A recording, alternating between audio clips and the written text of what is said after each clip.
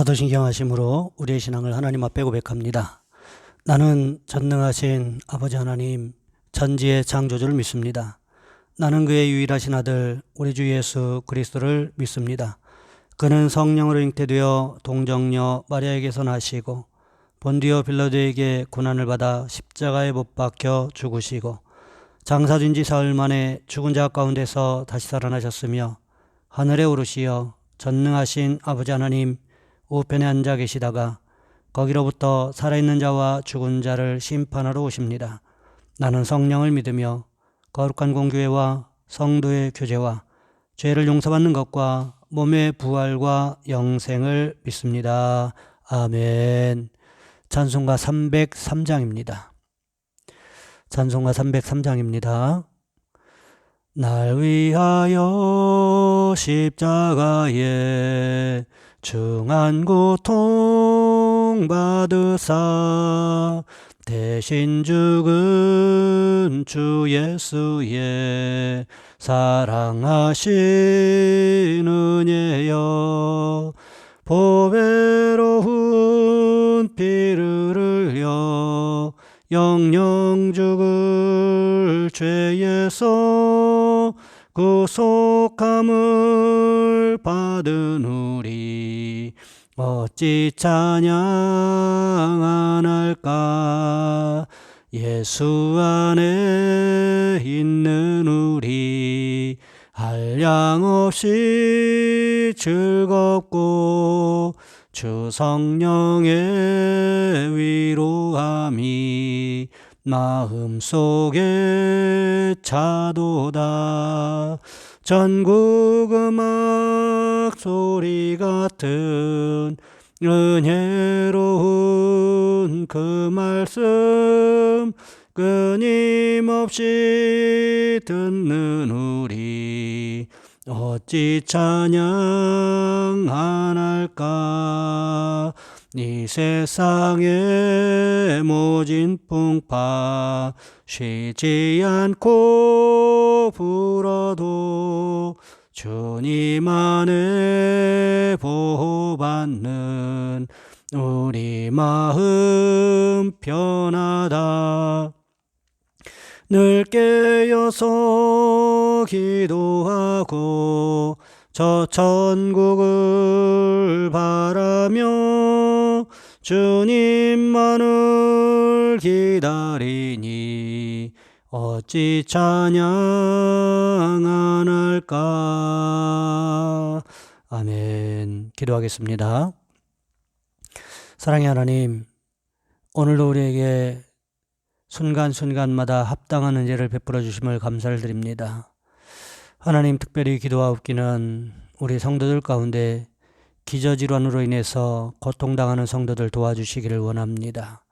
하나님, 여러 가지 심장질환과 혈관계 질환과 하나님 또 축농증 또 알레르기성 비염으로 인해서 고생하는 우리 성도들이 있습니다. 밤마다 남모르게 찾아오는 통증으로 인해서 고통당하는 성도들이 있습니다. 또 하나님, 갑작스러운 일로 인해서 고통 가운데 있는 성도들이 있습니다. 수술한 성도들이 있습니다. 하나님 도와주시기를 원합니다. 처방은 의사가 하고 약사가 하지만 그러나 모든 몸을 회복시키시는 것은 하나님이신 줄 믿사오니 주여 우리 가운데 치료의 은혜를 베푸시는 귀한 모습들이 있어질 수 있도록 주님 인도하여 주시옵소서. 귀한 시간에 함께 예배하는 우리 성도들 도와주시고 그들의 머리머리 위에 성령께서 가장 필요한 것으로 채우시는 귀한 시간 되어질 수 있도록 주님 인도하옵소서. 우리 주 예수 그리스도의 이름으로 감사하며 기도하옵나이다. 아멘. 오늘 말씀 사도행전 28장에서 보겠습니다. 사도행전 28장 11절로 14절까지 말씀입니다. 제가 가진 성경은 신약성경 236쪽에 있습니다. 제가 봉독해 드립니다. 석 달 후에 우리가 그 섬에서 겨울을 난 알렉산드리아 배를 타고 떠나니 그 배의 머리 장식은 디오스 그로라. 수라구사에 대고 사흘을 있다가 거기서 물러가서 레기온에 이르러 하루를 지낸 후 남풍이 일어나므로 이튿날 보디올에 이르러 거기서 형제들을 만나 그들의 청함을 받아 이레를 함께 머무니라. 그래서 우리는 이와 같이 로마로 가니라. 아멘. 오늘 본문의 말씀을 가지고 하나님의 도우심이라는 제목으로 함께 말씀을 살펴보겠습니다. 1936년에 미국 인디애나주의 알렉산드리아라는 곳에서 빌 게이더라고 하는 한 소년이 태어났습니다. 그는 어려서부터 노래 부르기를 좋아했습니다. 그래서 벌써 고등학교 때 자기 누이하고 동생하고 같이 보컬 밴드를 만들었고요. 그래서 게이더 트리오라고 해서 노래를 부르러 다녔습니다. 대학을 졸업하고 나서 그는 학교의 영어 선생님이 되었습니다. 영어 선생님이 됐어도 마음속에 노래 부르고 싶은 꿈을 포기할 수가 없었어요. 본인이 할 수 있는 것은 오직 하나님께 엎드려 기도하는 것뿐이었습니다. 하나님, 내 꿈이 노래 부르는 것입니다. 내가 나에게 주신 이 찬양의 달란트로 마음껏 주님을 좀 찬양하고 싶습니다. 부인 되는 분도 노래를 잘 하시는 분을 만나서 부인은 작사하고 본인은 작곡하고, 그래서 여러분 잘 아시는 살아계신 주 그 찬양도 이 부부가 작곡한 것입니다. 이분들이 약 세계적으로 알려진 그러한 복음성가 가수가 된 것이 1963년 나이 27살 때 지었던 He Touch Me, 주님 나를 만지신다 라고 하는 찬송 때문이었습니다. 이 찬송을 누가 그때 불렀냐 하면 엘비스 프레슬리라고 하는 유명한 가수가 불렀는데 온 미국을 뒤흔들어 놨어요. 이 곡을 발표하고 나서 많은 사람들이 그 노래를 듣고 감동받았고요. 그 후로 6번의 그래미상과 35번의 도부상을 수상을 했습니다. 그래서 복음성가의 빌리 그레함이다 이렇게 부르는 그분이 바로 이분이었습니다. 그가 이런 고백을 했습니다. 꿈이 산산조각 났을 때, 소망이 사라졌을 때, 아무데도 갈 곳이 없을 때 당신은 어떻게 할 것인가? 그때는 언제나 변함없이 당신을 사랑하시는 분께 달려가라. 하나님의 계획은 나의 계획보다 더 원대하다. 그는 포기하지 않았습니다. 도우시는 하나님의 손길을 의지했습니다. 그리고 그는 자신의 실패와 좌절의 경험을 찬양에 실어서 간증하며 주님의 도우심을 만방에 알렸습니다. 그 가사가 이렇게 되어 있습니다. 험한 나그네 세상길 나의 마음이 군할 때 사랑스런 주의 손길 오 나의 마음을 두드리네. 주 붙드네 오 날 붙드네 넘치는 기쁨. 내 맘에 근심 걱정 나 없겠네. 날 언제나 붙드시네. 주 붙드네 오 날 붙드네 넘치는 기쁨. 아 내 맘에 근심 걱정 나 없겠네. 날 언제나 붙드네. 이 가사가 얼마나 은혜롭습니까? He touch me. 주님이 나를 붙들어 주신다는 거예요. 사람들은 다 나를 외면하고 버리고 떠난다고 할지라도 주님은 나를 떠나지 아니하시고 나를 붙들어 주신다는 거지요. 내가 가장 힘들고 어려울 때, 슬플 때, 아무도 나를 돌아보지 않고 나 혼자라고 내던져 있다는 그러한 외로운 모습에 처해 있을 때 주님은 나를 붙들어 주신다는 거예요. 주님만이 나의 도움이 되신다는 거지요. 여러분, 우리는 이렇게 고백할 수 있어야 한다는 것입니다. 오늘 본문에 보시면 석 달 후에라고 기록하고 있는데 겨울이 지난 2월쯤을 이야기하고 있습니다. 그때 로마로 떠나는 알렉산드리아 배를 타게 되는데 그 배의 머리 장식이 디오스 구로라고 기록하고 있습니다. 이것은 배의 이름을 이야기하는 것이 아닙니다. 그렇다면 왜 디오스 구로라는 배의 이름까지 누가가 기록하고 있는 것일까요? 디오스 구로는 제우스의 쌍둥이 아들입니다. 먼저 제우스의 영어식 발음은 주피터지요. 헬레니즘 문화권에 속해 있던 로마 제국은 그리스 신화의 절대적인 영향을 받았습니다. 다시 말해서 그리스 신화는 로마 사람들의 의식과 가치관을 형성하는 중요한 바탕이 되었습니다. 그리스 신화에 보면 12신이 나오지요. 그 중에 최고의 신이 누구입니까? 제우스예요. 이 제우스에게 디아스 구로라는 이 쌍둥이 아들이 있었다는 거예요. 하지만 같은 날 똑같이 태어났다고 해서 쌍둥이가 아니라 제우스가 아주 여색을 밝히는데 달의 신 레다 사이에서 아들을 하나 낳았습니다. 또 인간 중에 아리따운 여자에게 반해서 아들을 하나 낳았어요.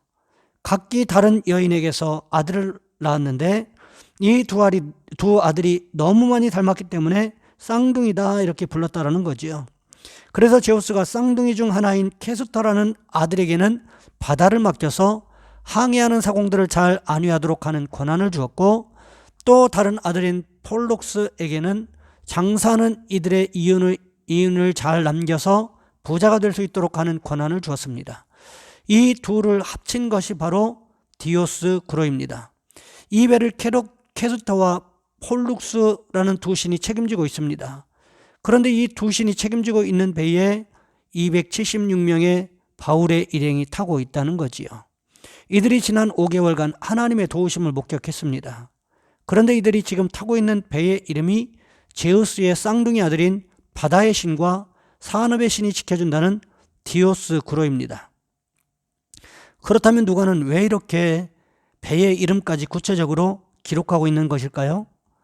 우리가 살고 있는 세상은 마치 디오스구로와 같다는 거지요. 우리도 역시 세상이라고 하는 디오스구로라고 하는 배에 타고 있는 바울과 같은 모습일 수 있다는 것입니다. 그럼에도 불구하고 우리는 디오스구로와 같은 세상 한복판에서 바울과 같이 명확하게 외치고 선언해야 한다는 거지요. 이 세상을 주관하시는 분은 살아계신 하나님이십니다. 우리의 생사와 복을 주장하시는 분은 하나님이십니다. 예수 그리스도만이 우리의 생명 되십니다. 여러분, 우리는 이것을 명확하게 선포해야 되고 보여줘야만 한다는 것입니다. 바울이 그렇게 했더니 바울 일행이 하나님의 주권을 인정하게 되더라는 거지요. 오늘 보면 12절과 13절 말씀에 보시면 이렇게 기록하고 있습니다. 수라구사에 대고 사흘을 있다가 거기서 둘러가서 레기온에 이르러 하루를 지낸 후 남풍이 일어나므로 이튿날 보디올에 이르러. 멜리데 섬을 떠나 수라구사에 배를 대고 사흘을 머물게 됩니다. 멜리데 섬에서 수라구사까지는 약 145km 정도 되는데 여기서 사흘을 머물게 되었다는 거죠. 또 수라구사에서 둘러가서 레기온에 도착합니다. 레기온이 어디쯤 있는가 하면 이탈리아 반도가 꼭 장화처럼 생겼는데 발가락에 보시면 발가락 중에 중간 발가락에 해당하는 곳이 바로 레기온입니다. 그래서 수라구사에서 레기온까지 가려면 곧장 직선으로 가지 못하고 삥 둘러가야만 했습니다. 그런데 레기온에서는 하루만 머물고 떠납니다.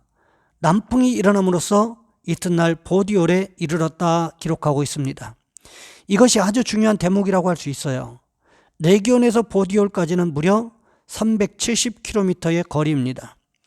서울에서 부산까지가 약 440km 정도 되니까 370km쯤이면 대구를 조금 더 지난 거리가 되지 않을까 하는 생각이 듭니다. 상당히 먼 거리 아닙니까? 그런데 이 백기를 이틀 만에 가버린 거예요. 이때는 배들이 전부 범선들이었거든요.